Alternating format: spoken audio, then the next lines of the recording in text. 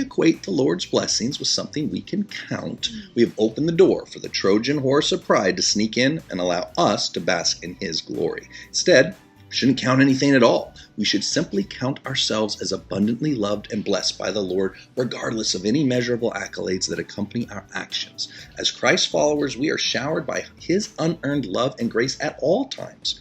And if we only find contentment in those periods where we can measure his presence by external factors, we have missed the whole point. Just as earning a platinum trophy or a perfect game score in a game is rarely a reflection of it being one of my favorite games, or even a good game, these measurable accomplishments in life are not necessarily an indication of the Lord's increased favor in our lives. His rain falls on both just and the unjust, and he makes the sun rise on the evil and the good. So let's turn our eyes away from the size of the harvest and onto the Lord of the harvest himself, the Lord who gives and takes away, and loves us the same either way.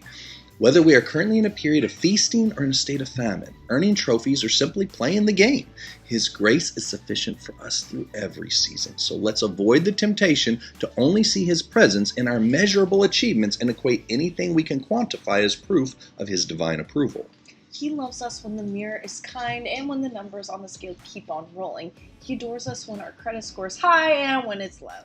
His presence is near us when our heart is full and when it is broken. And when we can see his love equally in both the sun and in the rain, we can finally find the contentment that Paul spoke of and unlock the achievement in life that matters the most, the peace that only comes from Christ.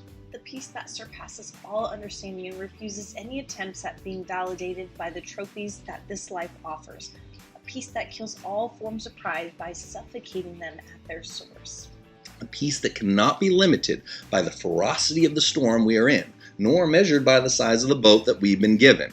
And when we're able to rest just as securely and peacefully in his arms through our periods of abundance as we do in our times of abasement in life, that is when we can finally say with Paul that we have learned the secret of true contentment. The Lord is just as present with us on the top of the mountain as he's down in the valley of the shadow of death. And if we have our eyes fully on him instead of our current level of elevation, then we won't truly notice the difference. Achievement in life.